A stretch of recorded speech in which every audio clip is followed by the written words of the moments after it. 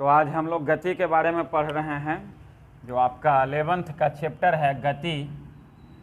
English में इसको motion कहते हैं। क्या कहते हैं? मोशन कहते हैं। क्लियर है? चैप्टर का नाम है गति। तो कोई वस्तु अगर रुका हुआ है तो उसको विराम अवस्था कहते हैं, और समय के साथ अगर स्थान में परिवर्तन हो रहा है तो उसको क्या कहते हैं? गति की अवस्था। अगर आपको क्वेश्चन पूछ दिया जाए कि विराम यानी कि रेस्ट किसको कहेंगे, तो यदि किसी पिंड का समय के साथ स्थान में कोई परिवर्तन नहीं होता है, जैसे जहाँ पे है वो वहीं पर रहेगा, 10 घंटा, आधा घंटा, 1 घंटा हो भी गया तो भी वस्तु अगर वहीं पर है, उसके स्थान में कोई परिवर्तन नहीं हो रहा है, स्थिति में कोई परिवर्तन नहीं हो रहा है, तो यह कहा जाता है कि वस्तु क्या है? विराम अवस्था में। वही अगर समय बढ़ रहा है और वस्तु यहाँ से खिसक के यहाँ चला गया तो उसको क्या कहेंगे? गति कहेंगे। उसको क्या कहेंगे? गति कहेंगे, जो कि चैप्टर का नाम है आपका गति। तो विराम किसको कहेंगे? यदि किसी पिंड का समय के साथ, समय बढ़ रहा है लेकिन वस्तु वहीं का वहीं है, ये नहीं कि वस्तु घसक के वहाँ से वहाँ चला गया, ऐसा बात नहीं है। अगर पिंड वहीं का वहीं है, आधा घंटा, 1 घंटा समय बढ़ा लेकिन वहीं का वहीं है, वो एक जगह से खिसक के दूसरा जगह नहीं गया, तो ये कहेंगे क्या? वस्तु क्या है? रुका हुआ है। बोलचाल के भाषा में उसको क्या कहेंगे? वस्तु रुका हुआ है। और यदि अगर वो एक जगह से दूसरा जगह खिसक के दूसरा जगह चल गया तो उसको क्या कहेंगे हम लोग? कि गति में है। तो गति और विराम के बारे में तो क्लियर हो गया होगा। पूछ देगा कि विराम किसको कहेंगे, तो कहिएगा कि यदि समय के साथ किसी पिंड के स्थिति में, स्थान में, अवस्था में कोई परिवर्तन नहीं होता है तो उसको क्या कहेंगे? विराम में।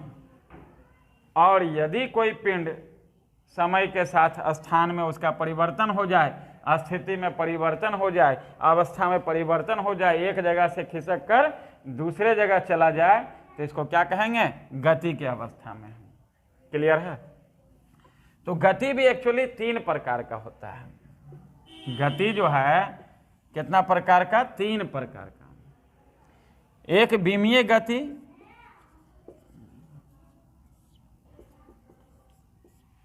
द्विविमीय गति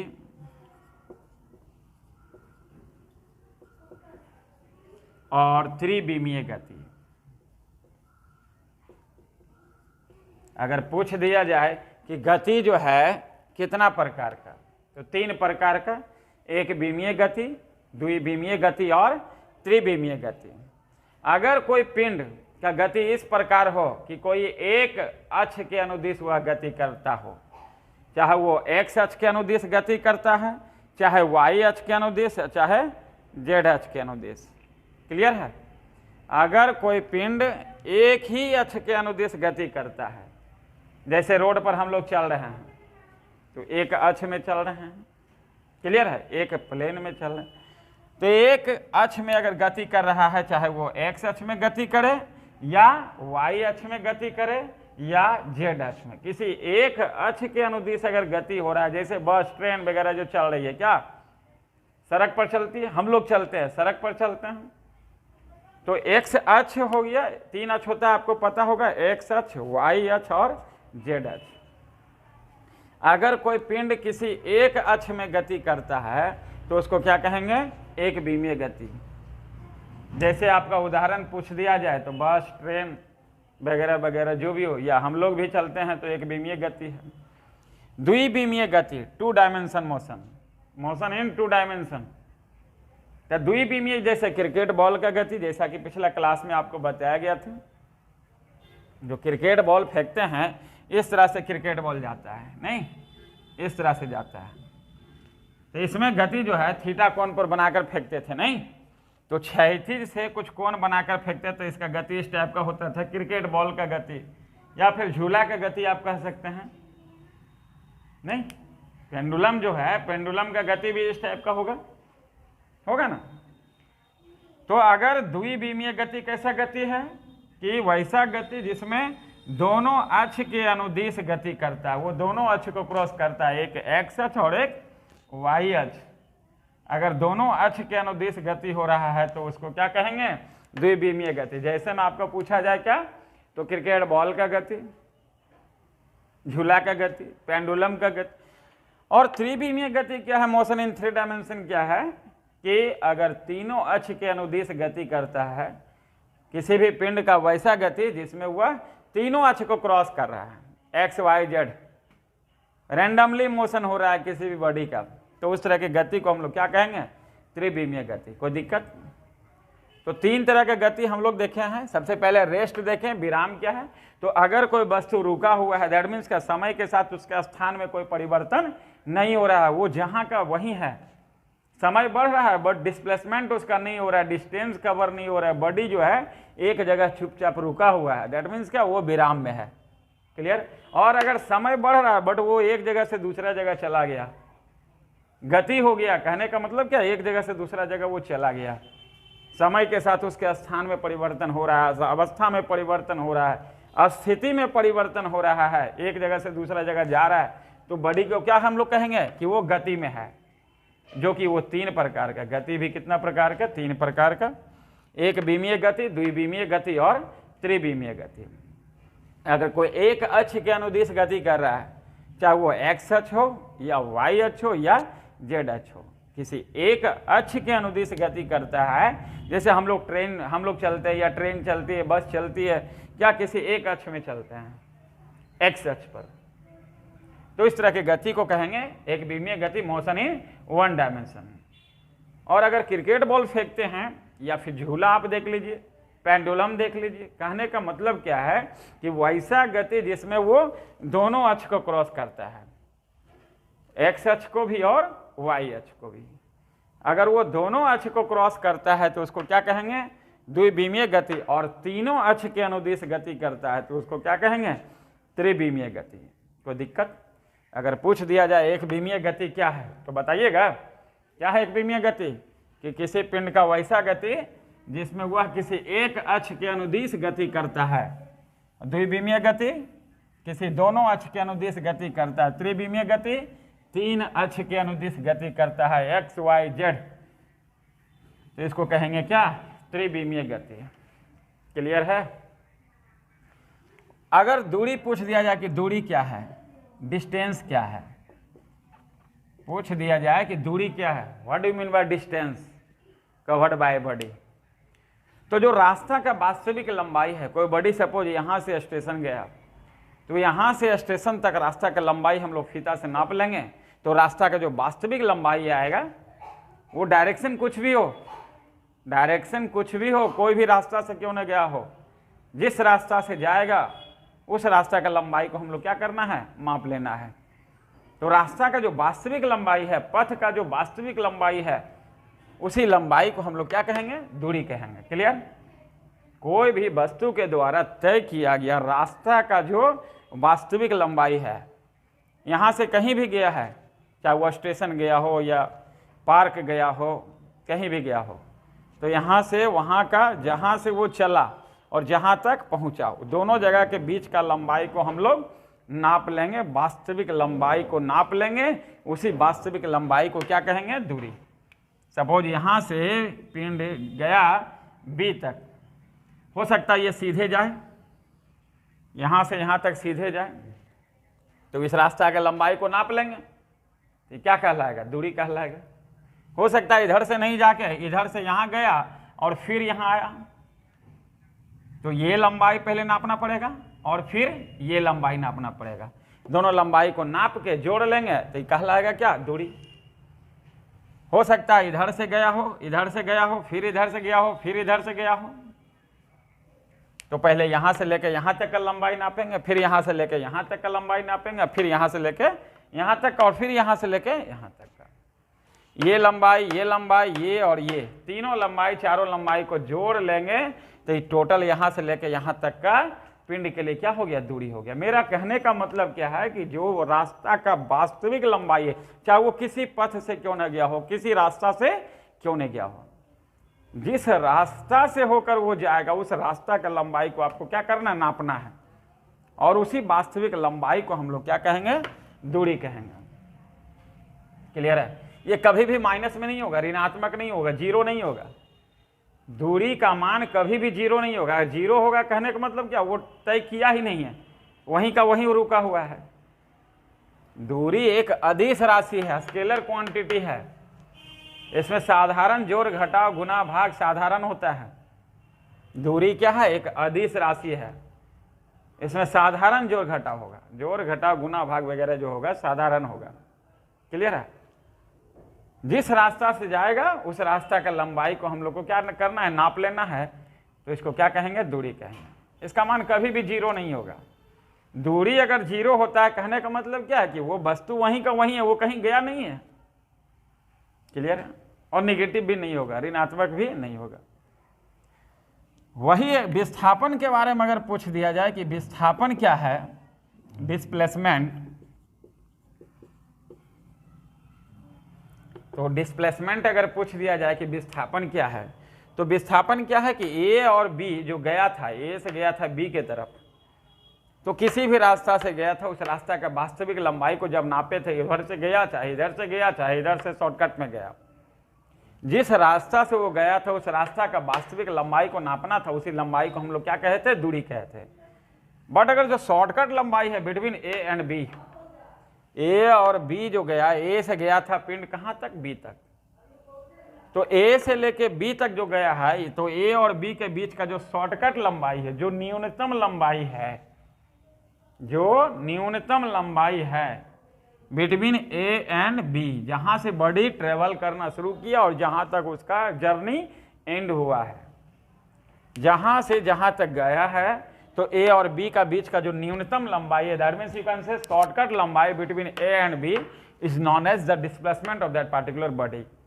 उस वस्तु का जो न्यूनतम दूरी है, दूरी इधर से देखिए ज्यादा होगा, इधर से भी ज्यादा होगा, लेकिन ये वाला दूरी क्या होगा, कम होगा।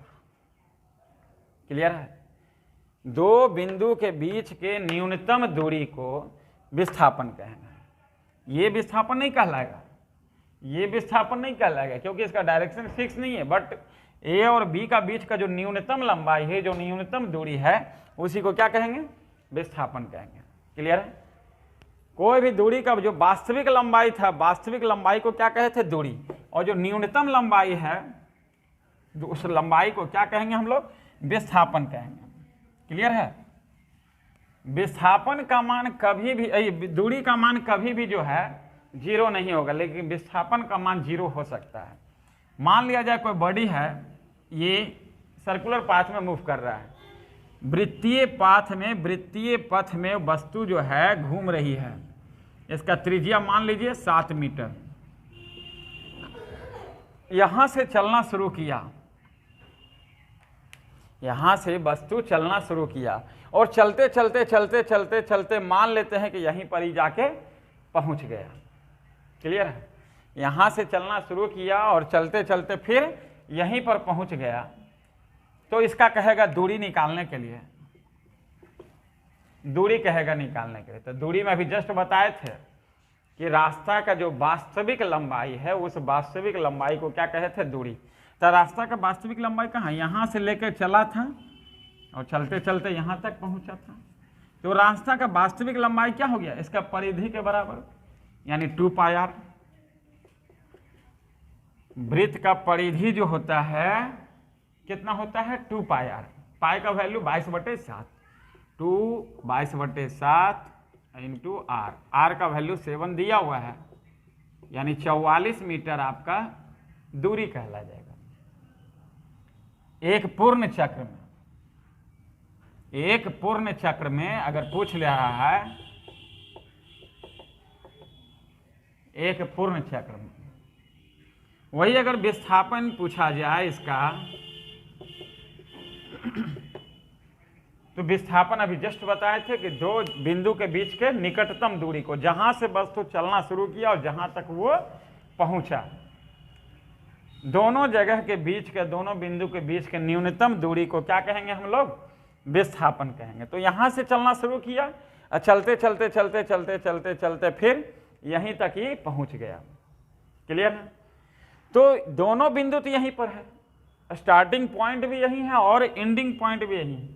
यहीं से यहीं के बीच का दूरी निकालना है, दोनों के बीच का दूरी क्या, 0, यानी विस्थापन हो गया 0। क्लियर है? तो हम कह सकते हैं विस्थापन 0 हो सकता है, विस्थापन का मान ऋणात्मक भी हो सकता है, लेकिन दूरी का मान कभी भी 0, दूरी का मान कभी भी ऋणात्मक नहीं हो सकता है। दूरी हमेशा धनात्मक होता है, दूरी का मान हमेशा धनात्मक पूर्णांक होता है, लेकिन विस्थापन ऋणात्मक भी हो सकता है, विस्थापन का मान 0 भी हो सकता है। क्लियर है? तो दूरी और विस्थापन, अगर मान लीजिए कि सो है इसका आधा चक्र में पूछ दिया जाए, अगर आधा चक्र में पूछ दिया जाए कि यहां से चलना शुरू किया और चलते चलते चलते चलते बॉडी यहां तक पहुंचा है, तो इसमें दूरी और विस्थापन निकालना है। तो दूरी कितना हो गया, ये पूरा अगर तय करता तो परिधि के बराबर होता 2πr, लेकिन वो चला है कहाँ से, यहाँ से चला है और यहीं तक पहुँचा है, तो दूरी हो गया 2πr का आधा कितना, πr, 22/7, और r का वैल्यू दिया हुआ है कितना क्वेश्चन में, 7, 22 मीटर हो गया। और अगर विस्थापन भी निकालना होगा तो अभी जस्ट बताए थे विस्थापन, अब खुद बताइए कितना होगा। चलना शुरू किया यहाँ से और चलते चलते आधा चक्र चला यहाँ तक, तो ये और ये दोनों के बीच का जो न्यूनतम दूरी होगा उसी को नहीं विस्थापन कहे थे। अभी जस्ट बताए थे विस्थापन का परिभाषा कि दो बिंदु जो चला था जहाँ से जहाँ तक, उसके बीच का जो न्यूनतम लंबाई है, तो ये न्यूनतम तो जब भी होगा तो शॉर्टकट वाला होगा। अगर ये 7 है तो ये भी 7, क्योंकि वृत्त का त्रिज्या हमेशा क्या होता है, बराबर होता है। अगर यहाँ से लेकर यहाँ तक 7 मीटर, तो यहाँ से लेकर यहाँ तक भी क्या होगा, 7 मीटर, तो ये 7 और ये 7 दोनों मिला के कितना हो जाएगा, 7 + 7 यानी कि 14 मीटर आएगा। क्लियर है? तो अगर दूरी का परिभाषा पूछ दिया जाए, सबको बता दीजिएगा, क्या बताइएगा, कि किसी भी पिंड के द्वारा तय किया गया पथ का, रास्ता का जो वास्तविक लंबाई है, रास्ता का जो वास्तविक लंबाई है, उसी वास्तविक लंबाई को क्या कहेंगे, दूरी कहेंगे। और अगर विस्थापन का परिभाषा पूछ दिया जाए तो रास्ता का जो न्यूनतम लंबाई है, दो बिंदु के बीच के निकटतम दूरी को, न्यूनतम दूरी को क्या कहेंगे, विस्थापन कहेंगे। क्लियर? दूरी क्या है, अदिश राशि है, स्केलर क्वांटिटी है, जिसका जोड़ घटा गुना भाग इत्यादि क्या होता है, साधारण होता है। लेकिन विस्थापन क्या है, एक सदिश राशि है। दूरी अदिश राशि है और विस्थापन सदिश राशि है। दूरी का जोड़ घटा गुना भाग साधारण विधि से करेंगे, 2 जोड़ 2 4, लेकिन विस्थापन जो है वेक्टर क्वांटिटी है, जिसमें साधारण जोड़ घटा नहीं होगा। क्लियर है? कोई दिक्कत? दूरी का मान 0 होगा, दूरी कभी भी 0 नहीं होगा। दूरी 0 होने का मतलब है कि वस्तु कहीं गया ही नहीं है, वस्तु वहीं का वहीं है, वो तो विराम में है। दूरी 0 होने का मतलब क्या, वस्तु विराम में है, वो गति नहीं किया है। लेकिन विस्थापन 0 हो सकता है, जैसा कि अभी आपका क्वेश्चन के माध्यम से भी आप देख चुके हैं कि विस्थापन 0 होता है, क्योंकि विस्थापन का परिभाषा ही है कि दो बिंदु के बीच के निकटतम दूरी को, अगर चलते चलते चलते चलते फिर वहीं पर पहुंच गया तो दोनों बिंदु के बीच निकटतम दूरी कितना हो गया, 0 हो गया। दूरी का मान कभी भी ऋणात्मक नहीं होगा, लेकिन विस्थापन जो है ऋणात्मक भी हो सकता है। दूरी कभी भी विस्थापन से कम नहीं होगा, क्योंकि दूरी तो क्या था, वास्तविक लंबाई, रास्ता का वास्तविक लंबाई दूरी था, लेकिन विस्थापन क्या है, शॉर्टकट लंबाई। तो जब भी होगा विस्थापन कम होगा, या बराबर भी हो सकता दूसरा रास्ता नहीं रहे। जिस तरफ से दूरी है उसी तरफ से विस्थापन भी है मान लेते हैं, तो उस स्थिति में क्या होगा, दोनों का मान बराबर होगा। मेरा कहने का मतलब यह है कि दूरी का मान कभी भी विस्थापन से कम नहीं होगा, बराबर हो सकता है। क्लियर है? कोई दिक्कत यहां तक? तो अभी तक हम लोग देखे हैं कि विराम अवस्था किसको कहेंगे। विराम अवस्था कहने का मतलब कि वस्तु वहीं का वहीं है, समय बढ़ रहा है बट वो एक स्थान से दूसरा स्थान नहीं जा रहा है, स्थान का परिवर्तन नहीं हो रहा है, समय के साथ स्थान, स्थिति इत्यादि में परिवर्तन नहीं हो रहा है, तो कहा जाता है कि वस्तु क्या है, विराम में है। और अगर समय के साथ स्थिति में परिवर्तन हो रहा है, अवस्था में परिवर्तन हो रहा है, एक जगह से दूसरा जगह वो जा रहा है, तो उसको क्या कहेंगे? गति की अवस्था में है। क्लियर है? गति कितना प्रकार का देखे थे? 3 प्रकार का, एक विमीय गति, द्विविमीय गति और त्रिविमीय गति। अगर किसी एक अक्ष के अनुदिश गति कर रहा है, वाई एक्स अक्ष हो, वाई अक्ष हो, जेड अक्ष हो, अगर किसी पिंड का गति किसी एक अक्ष के अनुदिश हो रहा है तो उस तरह के गति को कहेंगे क्या? एक विमीय गति। और किसी 2 अक्ष के अनुदिश गति हो रहा है, जैसे क्रिकेट बॉल वाला देखे थे, 2 अक्ष के अनुदिश गति हो रहा है तो उसको क्या कहेंगे? द्विविमीय गति। और तीनों अक्ष के, जैसे मक्खी, मच्छर, फुटबॉल, इसका गति होता है वो त्रिविमीय होता है, तीनों एक्सिस को क्रॉस कर सकता है और करता भी है। तो इस तरह के गति को हम लोग कहेंगे क्या? त्रिविमीय गति। क्लियर है? पूछ देगा झूला का गति कौन है, एक विमीय की, द्विविमीय की, त्रिविमीय? तो द्विविमीय, दोनों अक्ष के अनुदिश गति कर रहा है। पेंडुलम, दोनों अक्ष, क्रिकेट बॉल, दोनों अक्ष। क्लियर है? फुटबॉल की गति त्रिविमीय, तीनों अक्ष को क्रॉस कर रहा है, वो तीनों अक्ष के अनुदिश गति कर रहा है। बस, ट्रेन वगैरह वगैरह जो भी चलता है रोड पर, कौन है? एक विमीय गति। कहीं को दिक्कत?